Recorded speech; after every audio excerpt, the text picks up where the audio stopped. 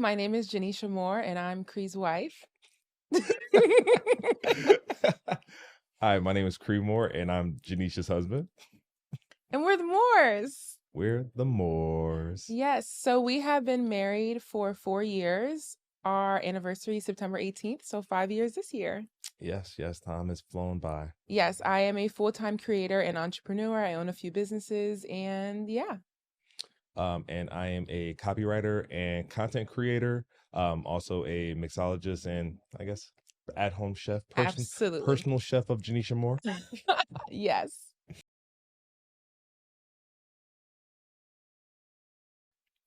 You want to go first, baby? Sure. You want to like ping pong it? We can ping pong it. We can ping pong it. Okay, so I'll start. So we both went to the same school, Temple University. At the time, I was a super senior, while she was an incoming freshman. I was a freshman. Okay. Yeah, yes. Sure. So she was a freshman, and me and a few of my buddies, we were like leaving. We saw her and her then like dorm mate, roommate, or whatever. You know, we try to spit some game. You know, we try to be cool. Let me give some context. What context? I feel like the sun was setting. Yeah. Group of black men in suits, very random, on Broad Street. It wasn't random, you know. I didn't know. I don't even think I knew what an alpha was at the time. You do now. All right. So literally, as a group of men, I was not really about talking to fellas, especially as I'm walking back to my dorm. And go ahead, Cree. Okay, so we went up, we tried to talk to him a little bit, and then I was like, you know, pretty much everything she said is what I realized. I'm like, it's a few of us, this is kind of weird, let's all back off. And that's what happened. Literally nothing more, nothing less. She does not, she remembers the instance. She does not remember me being there, which I think is for the best. The very first time I saw Cree, I was in the student center. I was with my girlfriend. I saw a man walk in. I saw a fine man walk in. And I said, well, who is that? That's Don't even do that. And I asked my friend, who is that? And she was like, that's Cree. He's an alpha. I said, oh, honey, never mind. But I did keep my eye on him because I thought he was fine. Mm-hmm. Yes.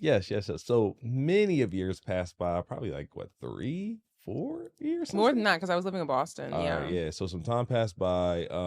Life moved on. So this time it's like 2019, something like that. Yeah. It's like 2019. I'm out on a trip, like a group trip, with one of my best friends, who then became my best man. Shout out to Ed, Dr. Okoye. So we're all out. He posts me on his story, and then when he posts me, he's like, yo, Janesha just responded to my story. Like, that's my future husband. I'm thinking he talking about like himself, like she shoot her shot at him. So I'm like, good stuff, Ed. Like she a baddie. Like she a baddie. Good job, brother. Like, I'm proud of you. And then I was so oblivious. I did not know you even knew I existed. Ed and I were close because I lived in Boston and I was by myself, and he was in Vermont? Maine. He was in Maine. So it's so crazy that we had a mutual, very close friend, never spoke, we never ever met. So I ended up telling Ed, yeah, I think he's fine. That's my man. He passes the note to Cree. Yeah. I'm like tweeting, like we used to do. I tweeted like, I don't know who needs to hear this, but stop buying groceries. No, it was you got food at home or something. It was stop buying lunch. You got groceries at home. Yes. Something like that. Cree responds, just at me next time. Flirty banter. We're both giggly, texting Ed. Oh, we're talking back and forth, and we hit it off. Like, the rest was history. I was spitting that good game. Yeah. I had a lot of typos in my text. Lots of typos, and I was like, do you know how to spell? That is a message. Ladies, read between the lines. Read past the typos. Ladies, correct the man if you don't know how to spell. Don't let typos keep you from the man in your life. Oh my gosh. Love of your life. All right. That is how we met. Yes.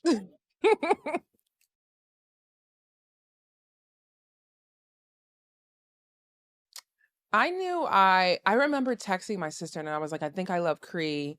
I want him to meet my dad. And that meant something because that was not the type of vibe I was really ever on. So I remember my sister was like, really? And I was like, yeah. And Cree and I hit it off so well. Like I feel like we became best friends so instantly. And I just remember being like, this man is amazing. I don't know if I would say at that moment, I was like, I'm going to marry him. I was 22. But I knew I wanted to see where we were going. And I knew that it was serious. Yeah. I would say honestly, it was like different points along the lines that kind of just kept confirming it. But it was two specifically that I remember. One was and you know both of these. Like one was I was talking to another close friend of ours, Mikey. Shout out Mike. And he was asking me like this time, you know, we're getting older. We're talking about settling down, what things are looking like. So he was like, hey man, like, you know, this is like we've just started texting. Me and Gigi haven't even met in person yet. Like we're just like talking, texting, you know, blah blah blah.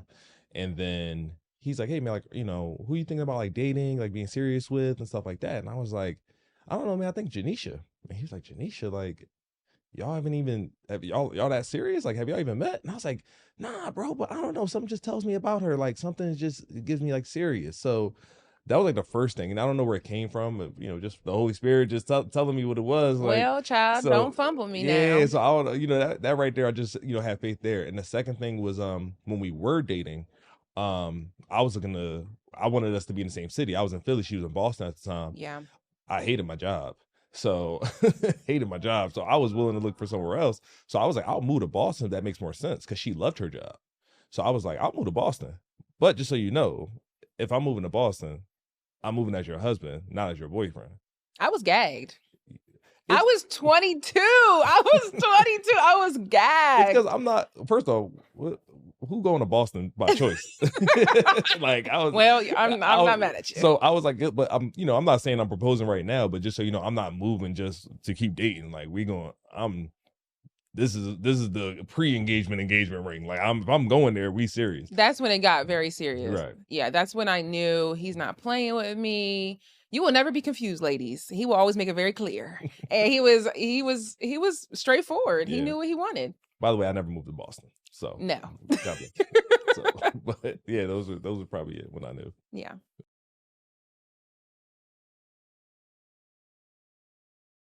Okay, so we started dating around end of August, and then we got engaged the following August on our anniversary and got married 2 weeks later. So we weren't dating long. COVID happened, so August 2019 is when we met.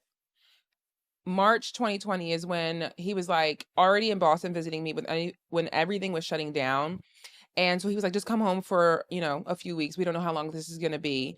And so I came home with a suitcase and we just hit it off. Like I was like, man, I think we could really get married. Like I really see a future for us. And so literally a few months passed and Cree planned this whole beautiful way to propose. It was so nice. I'm such a picture person. So I planned for us to get have a photo shoot for our 1 year anniversary.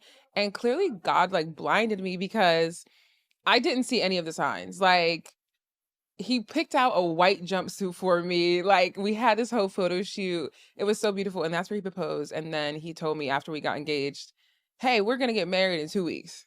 I said, okay. Pretty much. I felt like it was no real point of waiting. I'm like, if the goal, like for record, we were already doing premarital counseling. Yep. Like we started premarital counseling even before we got engaged. We saw our wedding venue before we got engaged. 100%. We're insane. Yeah, like we were hustling back. But we were aligned. We were aligned. We were down, like we were both down for Yeah. this. Like we knew this. So like, yeah, but I just was like, you know, COVID was really like a crash course for us. The quarantine more so was the crash course for us. Like we had to spend time together. We had to live together. We lived in like a neighborhood where like it wasn't a lot around a neighborhood. So we stayed in the house most of the time. So yeah, I mean, once she was there, I was like, I could do this. And I was like, I could do this too. Yeah, so that's kind of how it happened. Yeah, my baby. I think one of the first ones was like health. Like we had a health scare. That was like a challenge. I think that was a big, like, pivotal moment in our relationship. So during COVID, so randomly, I had 2 seizures back to back. I've never had a seizure. I haven't had one since. But the first one was so scary. But that was the time that my parents knew that Cree could take care of me. I was in good hands and they felt really confident with him. I don't even remember. Had they met you yet?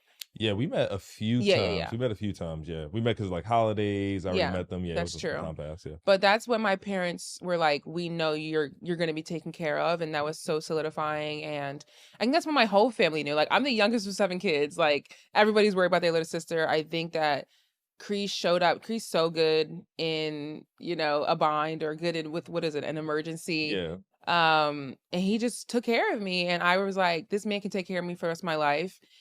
But it was a challenge. Like, Mhm. I feel like I lost a lot of my independence. I couldn't drive. I was confused. I didn't have answers from the doctors, and Cree just was so patient, so kind.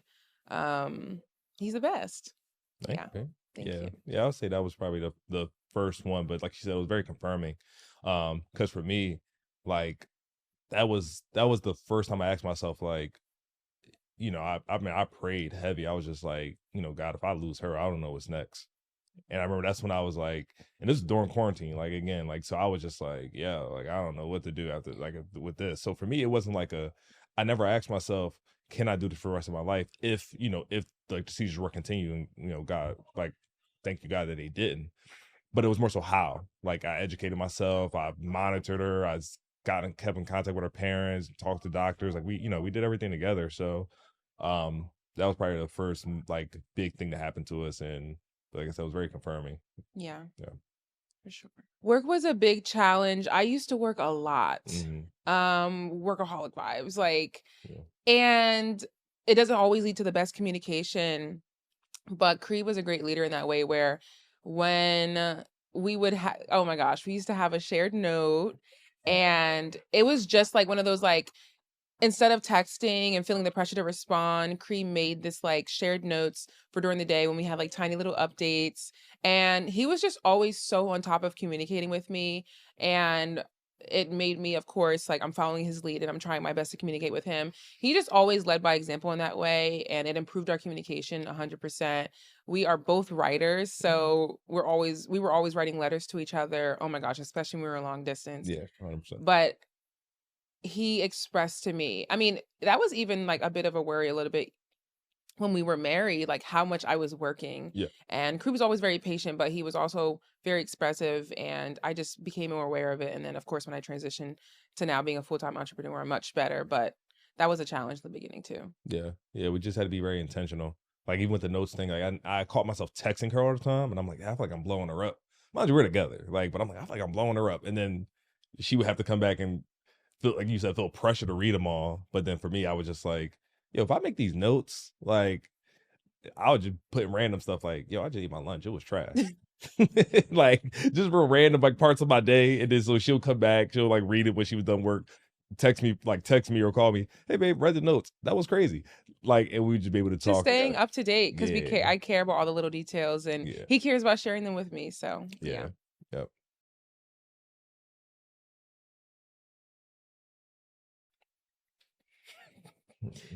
Cree and I are best friends. Yeah. Like, I literally couldn't imagine. Like, I don't think there's been a day gone by that I'm like, this is my dog. Like, Yeah. it wouldn't work. It simply would not work, because Cree gets on my nerves so much. Like, if I didn't like him, that would be, whew, father.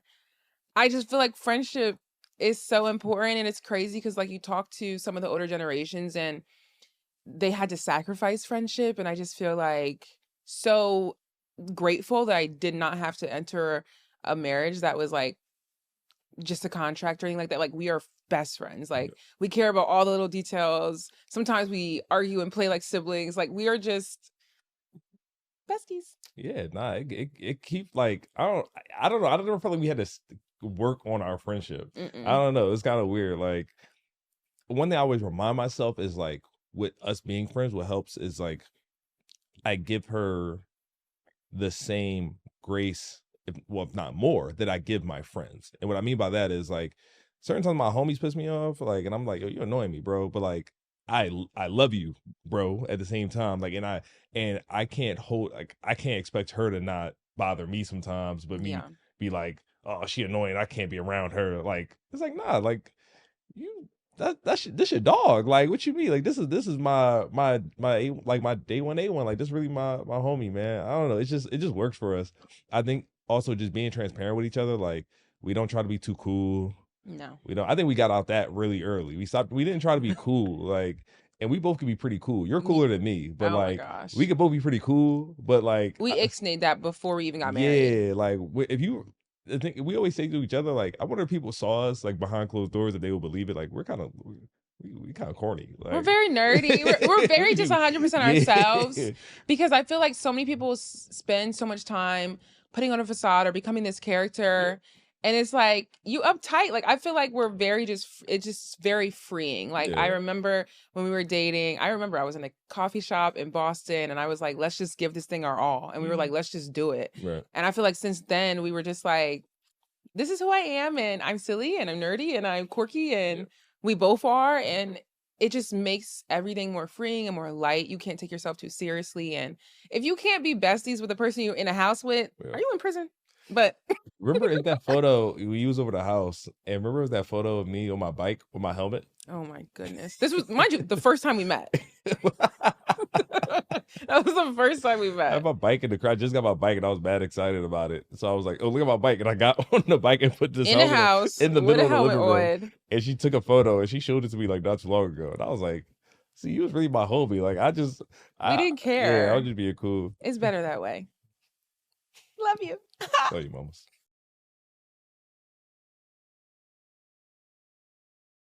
I know we talked about it already, but like writing, we like to write to each other. Especially during our like busy seasons, just to kind of let you know, like, hey, I'm here. Like, I know you're there. We're talking. Like, don't think I'm ignoring you. And I want to make sure you know your presence is felt. My presence is felt, and you're important. You're a priority. Also, making sure that we do like, again, if we're busy, we like to make sure we have like TV list dinners. Yeah, that's really important too, just for us to catch up. Like, hey, our week's been crazy. Let's just sit down tonight. Let's sit down tonight. Let's eat. Let's talk. And really just catch up with each other. I would say those like little like traditions, things we like to do. Yeah, I just thought about like Cree and I love hosting. Yeah. And we're really good teammates. So I feel like that brings us together too. Like we always like to have people at the house. Every year we have an annual tacos giving, which is a taco theme Friendsgiving. And we just get into this vibe when we host. And I think that is another thing that like makes us bond, because we're like in prep time and then go mode and then host mode. And then after, like we look forward to all the different stages. We really love community. So I think that brings us together too. Yeah. I feel like, I like that we always eat our meals together. I didn't realize people didn't do that. I think that we're so busy and we both work in the house that we're always like, okay, are we both taking a break together? Amazing. And then just the little moments are special to me. But I love hosting together. And then honestly, I love going to church together, worshiping together, growing in our faith together. All those things have brought us very close. Yeah. And even touch on the hosting, I realized this the other day. We're very like front of house, back of house. Yes. And I love that too. Like, so like I'm typically like, again, I like to do the cooking. I like to do the cocktails, the mocktails, make sure everything is going good, while she's like the aesthetics, making sure the people are good, making sure things are set up properly. So even like, and typically I'm running behind schedule, a little time blindness. So with that, it's like, hey babe, you make sure you're ready. So when people walk in the door, you can greet, you can make sure they're good, you can make sure they're settled. Yeah, we have a rhythm. I'm still like in the back sweating, like trying to get whatever ready. Me out. But like, that's just how we work, man. Like it works well. So good teammates. Yeah.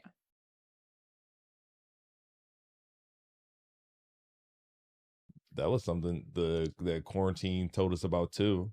Because I think we were like, we spent a lot of time together because we were shut in the house. We spent so much time together. And I think one time you ended up like watching some show without me. He was heartbroken. I felt betrayed. I said, why would you ever do this? We watch everything together. You were like sneaking and watching it, mind you. Like you were like trying to go out your way to watch it without me. Whatever. And I was like, I really felt the way. And she was like, babe, like we can have our own space and do things on our own. And I was like, I guess you're right. It seemed like we ate every meal together. We watched everything together. We went to sleep together, woke up together. We did everything. We're always on the same schedule. And then she was like, we can do things alone. And I think that was the start of us realizing that this was something that we had to like.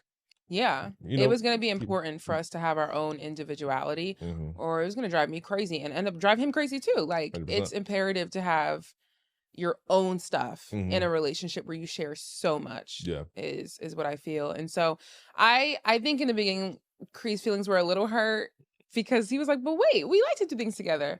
And then I think he grew to like his own stuff too, and was like, oh, I do like this quiet time, and we do like to find balance. And it's crazy. We lived in a 4-bedroom house and we never went upstairs. And so I carved out space upstairs, and we were able to find that balance, and it was so important. So I loved that. And it just grew. It just grew even more. in the house, I want to make sure that, and she does a great job of this, making sure like I have my space, like that I can just kind of do nothing or do everything. It's almost funny how we transitioned. Before it was like Janesha had to carve out her space. Like, hey, I can do things without you. And I was like, okay. And then now it's like I carve out my space. Like, hey, I just want to kind of be a little man cave, or a Yeah. little. I can just play a little game or do a little something, nothing. Do a little nothing right over here. So yeah, But it also took you some time because I think the way you grew up, you never wanted to like be a bother. right. And so it took some time for Cree to be like, hey, like I kind of want my own space. Like I want my own room. Like I want to feel good in this room. And so I was so proud of you because you not advocate sounds like I would never give you anything, but Yeah, you spoke up for yeah, yourself and realized what you wanted. And that was really great.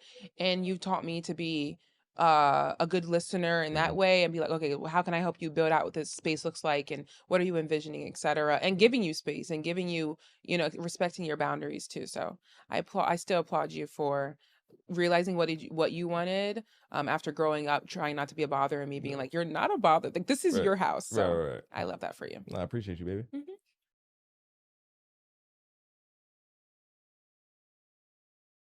I think we're always very respectful. I think, of course, everyone has heightened moments. Mhm, And I think that the best thing that Cree and I realize is that we're addressing a problem and we're not the problems ourselves. mhm, I do not take yelling well at all. Like you raise your voice a little bit, I'm just a little baby girl. I don't know who you're talking to. I can't. I'm a very soft girl in that manner. And Cree naturally has a projection, so he really has to be super careful about how he talks to me. So I think like we're not perfect in any way, but I mhm, feel like we found a good cadence of like even when we're disagreeing, yeah. like we're so open and we're just trying to be full of respect. And of course, emotions get in there and sometimes we have to walk away, but we understand like how can we solve this issue is what I would say. What would you say, baby? No, I agree. Like, I think it's always trying to listen with your partner's ears as well. Like, we talk enough. Like you said. Like, I know that like you don't like yelling, and even your idea of yelling isn't like, it's the threshold is so Very low. like very. Keep it quiet. So for me, it's like I naturally like, even if I get someone excited, I already know I start talking like this, and for her, she's like, I'm like, you're yelling. Let's relax. Everybody, let's take a minute. So for me, if she thinks I'm being aggressive, I have to then think like, okay, it doesn't matter if I am or am not. Does she feel like I'm like aggressive? Like, is that what she's hearing? Because then now she's shutting down. I know it's because of what she's hearing. So now I have to like either change my approach, or we might have to put a plug in it for now for us to reset, come back to it later, which is fine too. Again, we write. Sometimes writing helps too. Yeah. Like, it helps like kind of like it helps us get our thoughts across without the other one jumping to a It conclusion. removes a tone, like that tone Right. that can come across. So it's just like, hey, babe, I've been feeling boom, boom, boom. And you can read it and you're like, okay, cool. I get it now. And then we can kind of readjust and talk about it. But yeah, but always trying to make sure we know there's a problem, that neither of us are the problem. Yeah. Like recently we disagreed about something and I was like, let's just put a pin in it. And it also gave us time to talk to our therapist, to pray, to reflect, to talk to our wise counsel, to journal and do all the things so we could come back with like, you know, um a thought Yeah. and also a solution in a way. Mhm. And we did it while we were on a long walk and it was really, really helpful. And I feel like I've been saying this so much lately, but like I despise the advice of like never go to bed angry. Like sometimes you're so angry because you just need to go to bed. Like like you're sleepy, go to bed. And you could work it out and you could put a pin in it. It's not like you're being fake to your partner. You're just gonna address it at a different time when you were able to process through it, is what I would say. Yeah. Yeah.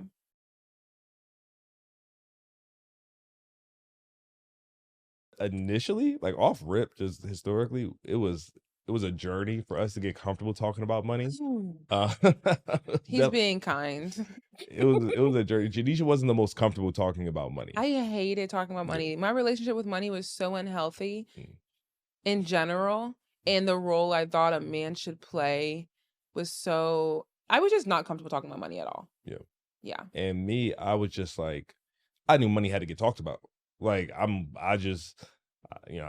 grow up the richest.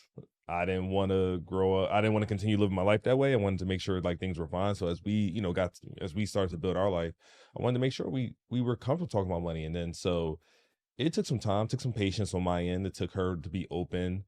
But eventually, we're now like she be bringing up conversations first thing in the morning. I'll be like, babe, hold on, like let me brush my teeth. Yeah. Like, Look at the monster you built. yeah, she's definitely open to talk. I want to invest. I want to do this, and the bank account. I saw this coming out of the bank account. What is this and what is that? I'm like, baby, please. This is 8 a.m.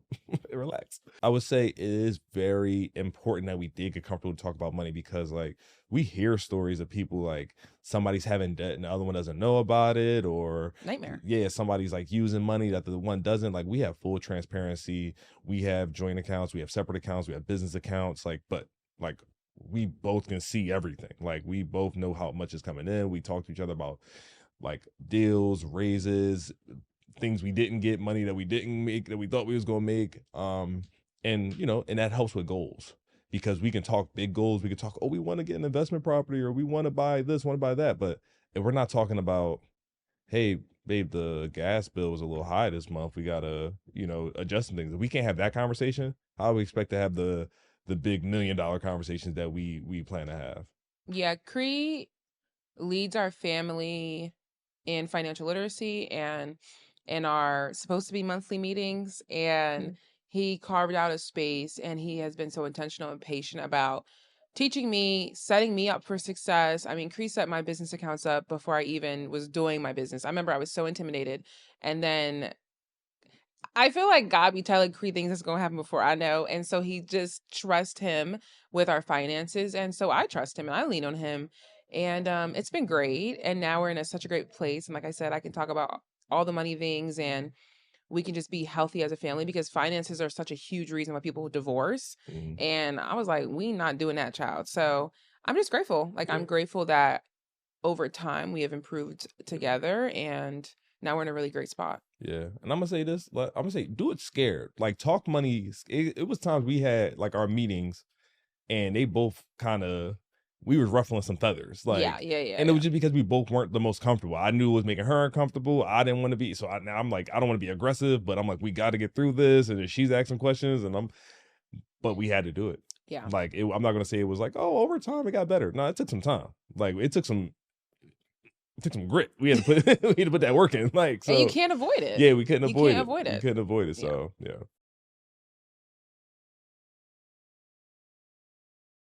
I really like the way Cree built out our bank account, like our bank accounts. We have joint bank accounts that go towards like one for like rent and then one's for bills and then one's for saving things, one's for home, one's for fun. It sounds like a lot. It really does. But it's important that we know where our money is going. And we have like a breakdown sheet with all of our income and our expenses and the percentages where Cree gives more or I'm giving more at a different place and breaks us down. And it allows both parties to be accountable and to be educated and aware of what's going on in your household. So no one is moving irresponsibly, I would say. Like, we know how much money we got. Yeah. Together as a unit, you know what I'm saying? Even if we separately have accounts, which we do, just being together, unified is really important for finances. And so having those meetings, having those conversations, and having those joint bank accounts was really helpful for us. Yeah, I would say like building out those spreadsheets and everything, it made it good because the numbers don't lie. We let the numbers do the talking. So, again, we can have big plans like, oh, hey, we want to fly here or go on a vacation here or something like that, because we're never going to like starve ourselves from a good time or enjoying life or enjoying the money. But at the same time, we can see like, oh, is this much in this account? Like, it is what it is. This is how much it is. We're not going to fake the funk. We can't say it's more. We can't say it's less. It is what it is. And so, but that is empowering though. It is freeing because it's like, we know what we can do. Like we see what we're capable of. And then also I would say even with the spreadsheets and that kind of stuff, like that system, my income has like fluctuated so much since we met, like just between starting businesses, switching careers, getting promotions, like it switched so much. So even with that, we can see like, hey, this is how much we're looking like we're bringing in this year. This is how much we're bringing in this month. What do we need to change to meet to pay our essentials, to pay this? And one thing I'll say is I'm really proud to say that we've never had a moment where things we needed to pay for, we couldn't. Yeah, no. And I think that was the main thing. We never wanted to be a point where we say, how are we going to pay this? We've never had to ask ourselves that question. And we thank God. Yeah. So.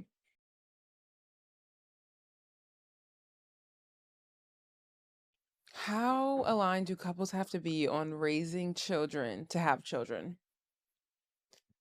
I think, I mean, I ain't got kids. we don't have no kids yet, but I mean, I feel like it's even before you get married. Yeah. Do you even want the kids, first of all? True.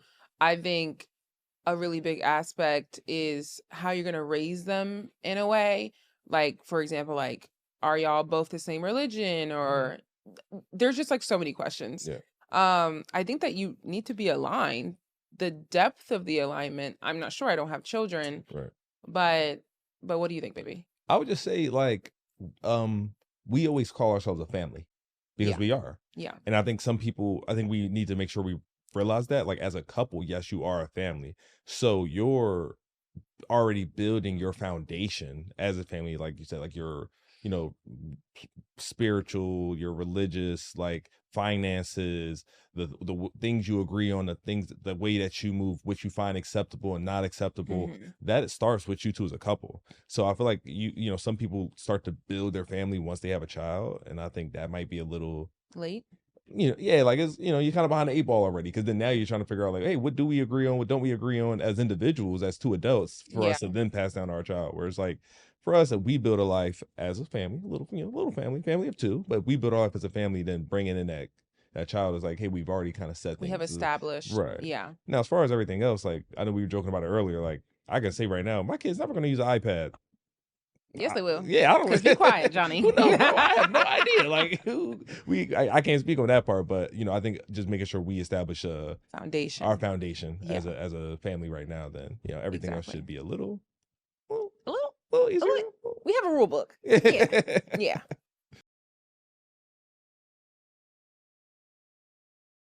It was easy. Like, our families were just like, we're happy that we don't have one of those, like, neither of us have those, like, in-laws that we hate. Like, I love, like, your mother's coming over today. Oh, God. I'm like, hey, mama. Yeah, like, we were cool. Like, we were fortunate. We're blessed. Yeah, like, I look at your siblings like my siblings. Like, I look at your parents like my parents. Like, same. They always show love. They always ask about the other ones. Like, my mom's always like, how's Janesha? Where's she at? Like, my sister, y'all text each other and all that good stuff. Your sister texts my sister. Like, yeah. We're all interconnected. It was very important. Like I said, I'm the youngest of 7. I got a band of older siblings, and we're a tight-knit family. But I never had any worries. Right. Like, Creed's an amazing man, and he was going to take care of me forever. So they were like, well, at least somebody is. But I didn't have any concern. Yeah. So I think they were just so happy I found somebody, because I was strict. So I think they were so happy. Yeah, it was. Okay. Not too much. No, but I think it is important. I think we just were blessed that we have to deal with it. But it's definitely important. Very important. And I don't know if I would say one would have stopped the other. Like, if my family didn't get along with Janesha, like, I wouldn't have dated Janesha, or I would stop talking to my family. I'm just happy I don't have that stress. Like, that stress that people go, like, I don't have to decide who was going to come to our wedding or who I'm not going to invite. We never had that, bro. Like, that would have drove me crazy. I probably I would have cut off everybody. You would have. And I was like, baby, you can't do that.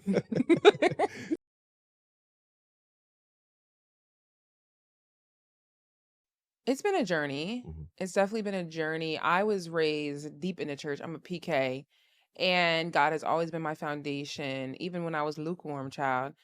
And I remember when Cree and I started dating, and I would ask him some questions, and I would say the same comfortability level I had with finances is I feel like he had with spirituality. Right. It was not a comfy place to be. So it definitely took, years and conversations and patience and to get to a spot where he was comfortable. I don't know if you want to touch on that more, baby. No, definitely. Like, I grew up Christian. I was still a Christian, but What made it tough for me is like I didn't grow up in the church. Like I went to church for major holidays, throwing my Easter best, all that kind of stuff.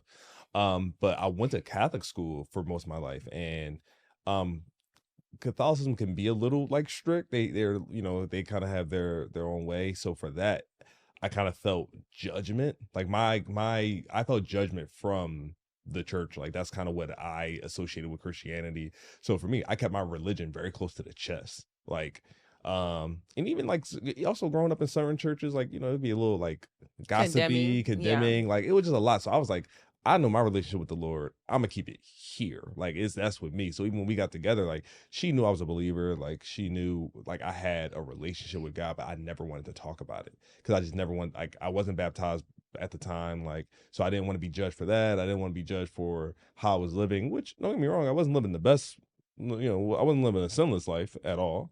But like I just didn't want to be judged. Like Yeah. I just, so I kept it really tight. But then she helped with really opening it up and letting me know like this wasn't a place of judgment.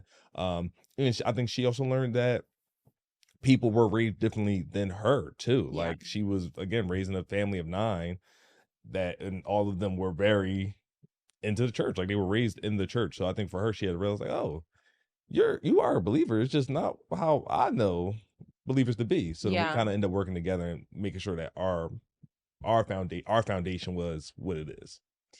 Yeah, 100%. I think that it's good what you said about like it changed my perspective because a lot of people feel like Christianity can be condemning and judging and all these things and pointing fingers, and I had such a different experience because I've just known Jesus my whole life, and it always felt so freeing, and I just feel like Jesus loved me and I loved him.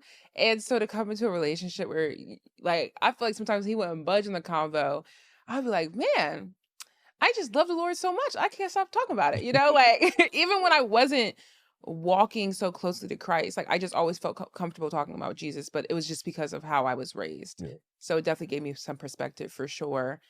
And I would say when we first got together, when we were married for the first few years, we were, what did we say?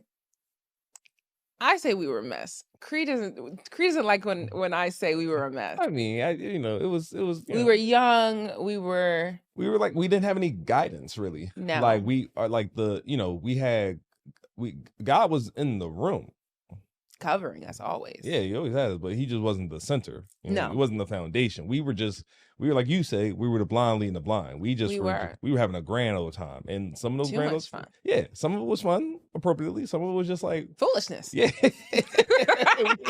So I think that was so as we got married and as we came into our faith more, we realized like, man, we were kind of just winging it because it was since we were best friends. It was we had so much fun. We enjoyed our company together, and we thought we could survive off that. But man cannot live off bread alone. Come on.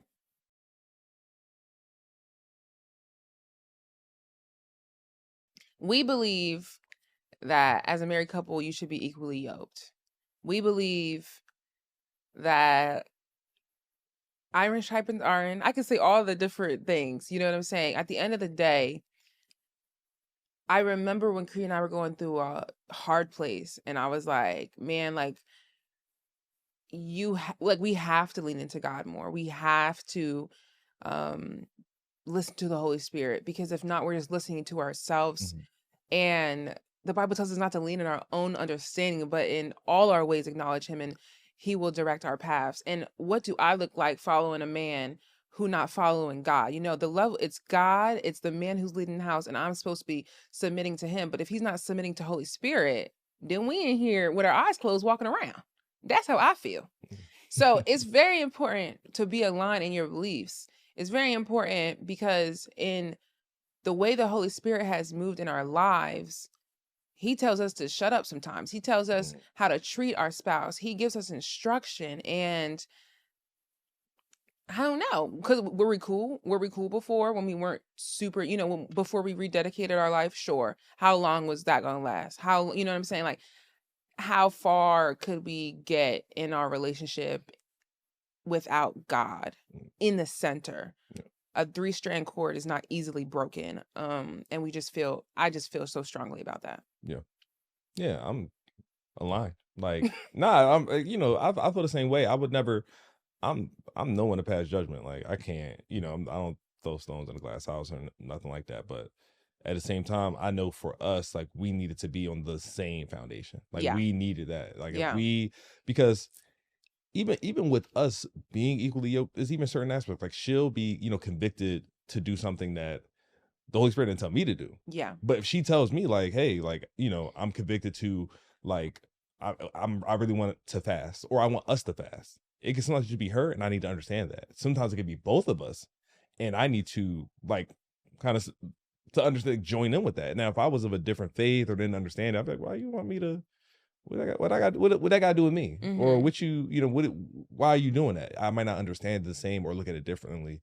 But with us having that same foundation, we get to stand taller, we get to stand stronger together.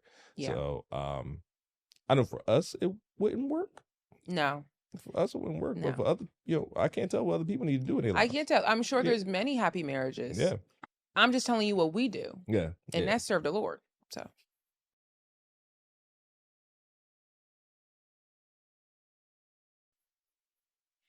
I'm the private police.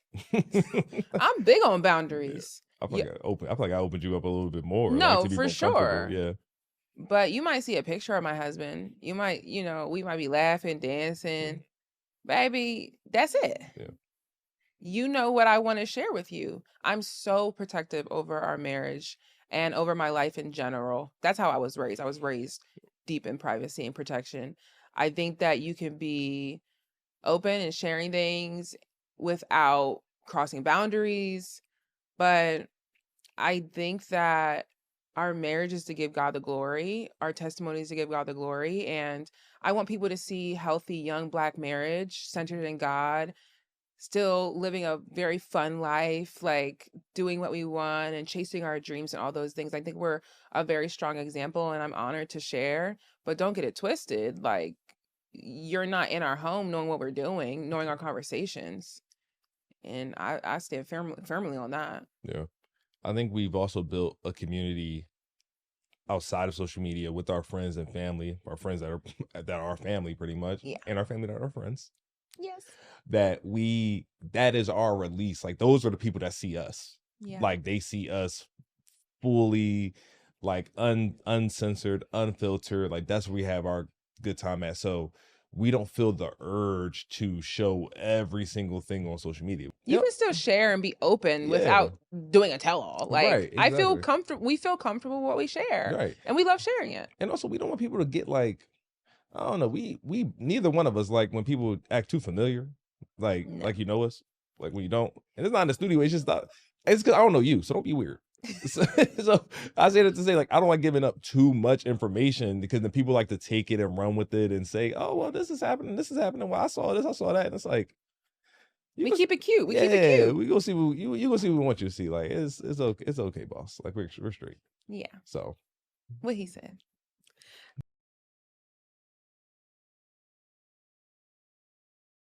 I would say no. Like, if I had to, I wouldn't even say it was a social media habit. It was the fact your work is within social media. Yeah. So certain times, like if we're out at a date or something, and you'll be like capturing content, and honestly, even that wasn't even. I'm not even making that a you thing. It was an us thing. Like, certain times I had to understand we're capturing content for whatever we need content for, and then certain times I also had to say, hey babe, tonight I just wanted to be a us night. Yeah. No phones. Of course, capture some pictures and stuff, but we not. I'm eating my food when I come out here. We're not taking no photos of it. Like, I'm not waiting to eat. Yeah. But that was probably the only thing. Outside of that, we never had to, don't like this picture, don't do this, don't follow these people. We've never had to have that discussion. No. Yeah. We don't play that. And I think too, at least I can speak for myself, like, you're a lovely person. You're very nice, but you also don't like people. You know that. Like, I'm an introvert. I wouldn't say I don't like people. I'm an introvert. You're not, like, so I say that where you gotta make it sound PR-y, brother. Yeah. Sure. Oh, sorry, we can't put too many things out there. So, but for me, but I know that about my wife. I know the privacy that my wife naturally has. So, and I also know how people work. Like, I'm not naive to how society is. So I know, like, I'm not going to be, I can think something innocent, but I know people will run with it. And with having a wife that's in the public eye, which then makes me in this person in the public eye, I have to be mindful about my sincere activities on social media. Because it's sincere for me doesn't mean it's, you know, people are going to take it that way.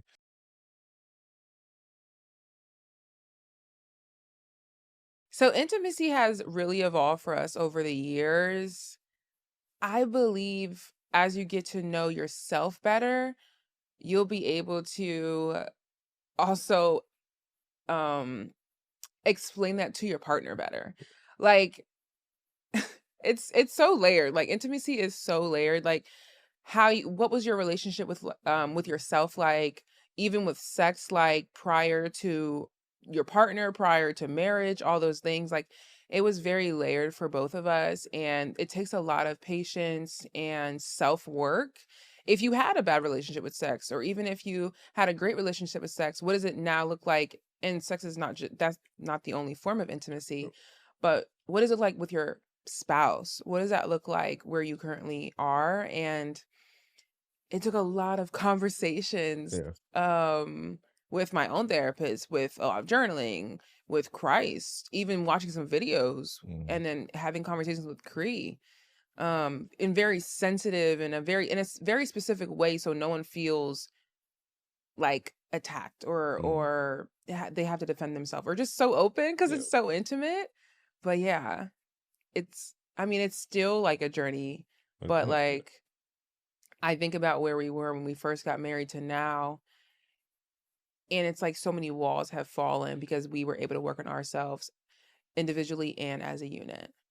I mean, I'm gonna just be transparent. Like, if you taking part in like premarital sex, like most people have, like once you settle down, you kind of have to like you gotta dig into that and figure out like what did that do to you? Like Investigate it. how do you Yeah. now think of intimacy? How do you think about sex? Like how do you think about relationships?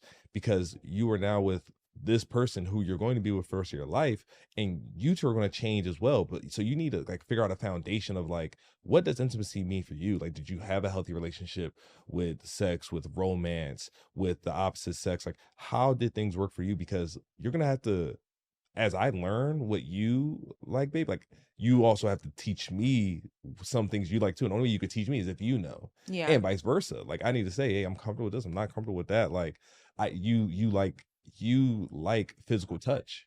You know, so for me, it's like when I get in bed, I want to make sure I, you know, touch you or give you a kiss before I leave the house, like things like that. And then same thing for me. Like I like little hugs and things, you know.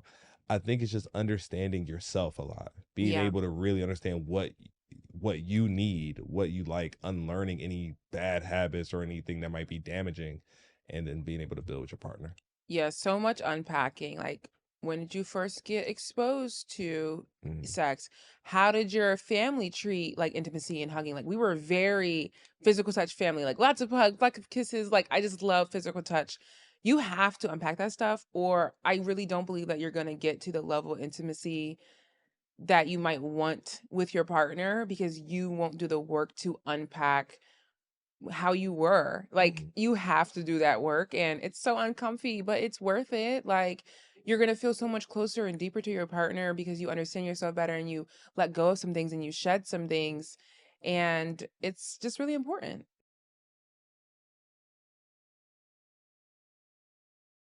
So, I mean, some habits that we do to, you know, stay connected during busy times. We talked about a little bit, a lot of, you know, dinner.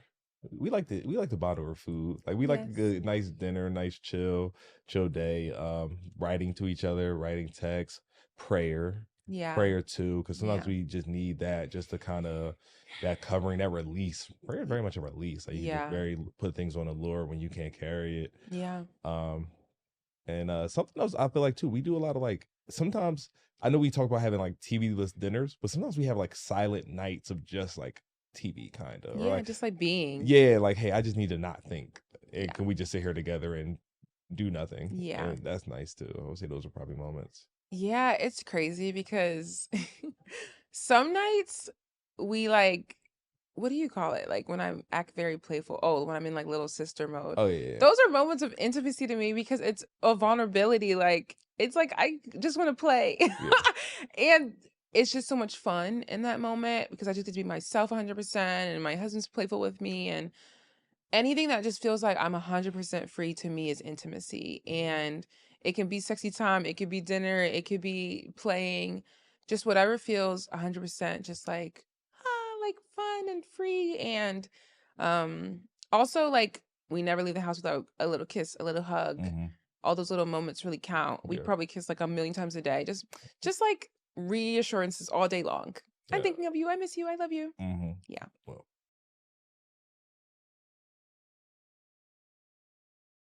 I like supporting your personal growth. The main way that I do it is I kind of see it before you do, in a way. Like I know when it's your season of growth. I can just see it coming in. So um I know it's happening, and then my main way is probably preparing for it. It's kind of asking you what you need from me. Like during that time, I leave room for you to grow. I don't, I'm like, hey, babe, I know you're gonna have to do whatever you need to do, however much time is gonna take, how much space. What do you need from me? Just know I'm always here. And that sometimes all you need. You just need me there. You're like, hey, I just need you next to me, babe. I just need some prayer from you. I just need some presence. Sometimes you need a meal. Sometimes you need me to just, stay on top of some things. And but when I know it's coming, when I know it's a time for you to really like get in your bag, I'm like, I'm just, I'm your number one fan, baby. You know what I'm saying? Soldier. You are. Personal growth. I'm a big advocate for personal growth, for owning your own thing. I, when we first got together, because when you were somebody, you become a mirror for them. When we first got together, I think I would kind of express certain things to Cree that I would be like, this sounds like something you need to work on. And Cree is a weird, like, we can work on this. We should do this. We're a team. And I was very like, nope, this one's a you thing. And he also taught me two things. Like, yes, it could be a you thing, but like you just said, how can I show up for you while you are working on this? How can I still be a support for you so you don't feel abandoned? I'm not responsible for you to work on it, but I'm not abandoning you in that moment either. So how can I show up for you? But also, encourage you to take care of that, be accountable for yourself and your growth. And so it's a balance of two, like, not calling them out, but you're an accountability partner Mm-hmm. while you're also there for support and things like that. But it's not your job to try and do the work for them. Right. But I'm a big advocate for personal growth because I'm not you and you're not me. And we Mm-hmm. only know what's truly in our hearts and our minds Yeah. to work through that and the work that needs to be done in the first place. Right. Yeah.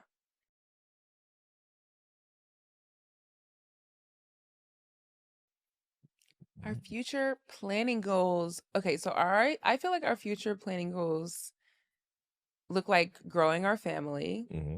for sure. And then I don't know if I mentioned, but I'm a huge, like, I feel like I'm a warrior for marriage now. I feel like because we went in, I feel like we didn't understand the weightiness of marriage and covenant and how the enemy hates covenant, so he wants to attack you. So and now, we've really been through some things and we fought through some things and we're victorious. And I feel so passionate about couples knowing, how sacred marriage is. And I know that our marriage is, going to be something that is going to be like grow larger in a scale for God to get the glory. And so I'm also looking forward to that. Like, that's not like a quantifiable thing. I just have a feeling, Yeah. that's a ministry that we're called to. So for me, success looks like leaning into whatever God calls us to do in that assignment, but I feel it heavy. Mm-hmm. And that's like one big part too. But No. we have some other things, of course. Yeah, we got things like we got some superficial things. We got some we got some financial things. I would say, touch on a few. I would say one is like we definitely want to get back. Like we're really big on community. Really big. Really big on community. So like God has blessed us so much, man, like beyond our wildest dreams at such a young age. Some younger than others. But we definitely just want to get back to those, like, and just be a resource for people, Yeah. just really being able to help them where we can and just pass it along or, to others. Something else too, just really we want to like build out our portfolio, just really have so many different streams of income. I think I can speak for both of us by saying like we want to get to a point where we're working for the joy of working, not because we have to. Yeah. Like, we do not want to be constricted to, like, you know, I need to find a way to get this money by tomorrow. Like, we're not trying we're not trying to have that lifestyle. We just want to be able to, like, cool it, like, get some money from here, get some money from there. How close we are to that? I think each day we're closer. Not times corny, but we taking the steps. Like, we're building out financial teams, we're putting our money in the right places, we're clearing up any debt that we have, like doing all those type of things. I think it's important for God's people to understand that wanting to be wealthy is not a sin. Mhm. And I think it's our business to grow Yeah. and to be able to have dominion and employ other people and be good leaders and good stewards and be able to pour into others as others have poured into us. I'm a big advocate on that. And we hustlers, so I'm looking forward to the future. Yeah. Yeah.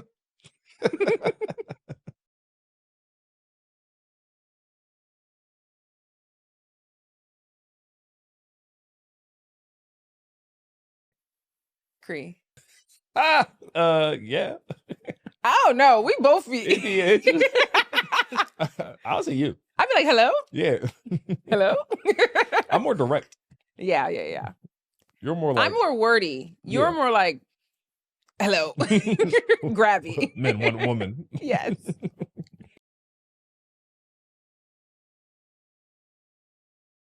Cooks. Really? Yum. I don't think I do that. Yummy. Exist? Aw, cutie.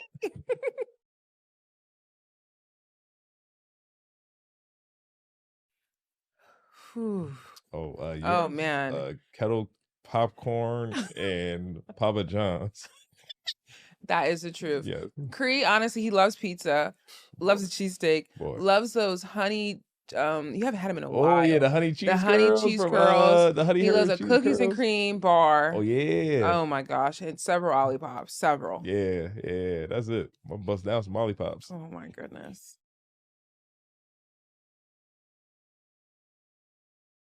Tell him he looks good. You fine. Mm-hmm. I always tell him that. Yeah, I love when you tell the truth. Bye. Rub your butt. I do like that. Yeah. You like little kisses.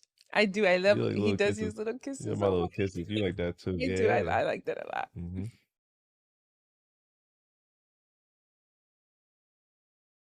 Mm-hmm. Brawly.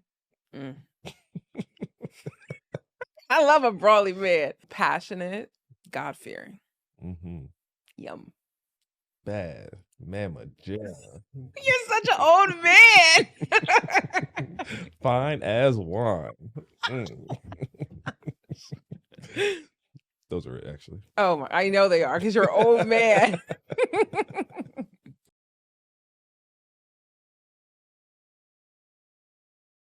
We're not telling that. I'm not saying that. Got the cameras. Okay, that's fair. Our parents watch this. You're still someone's children. I'm dead. He's a great listener. Immediately, I was like, listener. He's a great listener.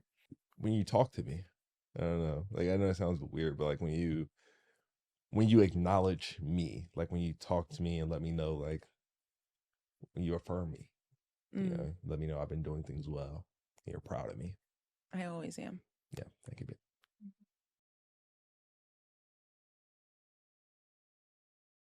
It'll be our song. Our song, yeah. Say a Little Prayer. Yep. The live version. By who's that? I don't know her name. I don't, because it's like so many renditions. Yeah, but it's a live version. Yeah, it was a live version of this one person's. Say a little prayer for you. The morning I wake up, before I put on my makeup, I say a little prayer for you. Yeah, that's it. Awesome. So you can follow me on Instagram at janesha.moore. You can follow my jewelry company at The Merciful Collective. And if you're an influencer looking to learn how to generate revenue without relying on brand partnerships, you can follow at The Strategic Influencer. So you can find me at Cree A Moore across all platforms, Instagram, Twitter, and the Clock app. Also, if you're interested in specifically cocktail content, any type of recipes, you can follow me at Cocktails and More with 2 O's. Okay, thanks. Thanks. Ciao.